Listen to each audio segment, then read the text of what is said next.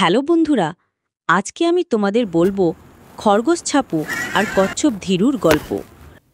এক সুন্দর সকালে জঙ্গলের এক শান্ত কোণে বাস করত খরগোশ ঝাপু আর কচ্ছপ ধীরু।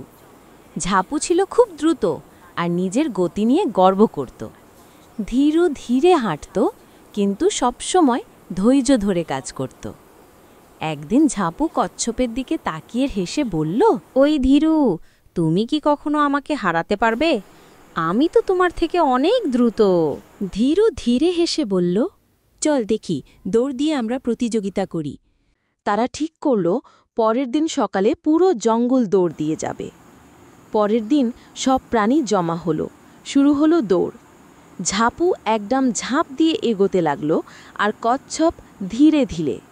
খরগোশ ঝাপু মাঝ পথে একদম আত্মবিশ্বাসী হয়ে গাছের নিচে একটু ঘুমাতে বসল। সে ভাবল, ধীরু তো ধীরে চলছে, আমি তো সহজেই জিতব। কিন্তু কচ্ছপ ধীরু থামে না। সে ধীরে ধীরে কিন্তু অদম্য মনোবল নিয়ে হাঁটতে লাগল। অবশেষে যখন ঝাপু ঘুম থেকে উঠল, তখন সে দেখে ঝাপু ইতিমধ্যে ফিনিশ লাইনে পৌঁছে গেছে। আর সেই দিন থেকে ঝাপু শিখল, হঠাৎ গর্ব করা ঠিক নয়, ধৈর্য ধরে চেষ্টা করাই সঠিক পথে নিয়ে যায়।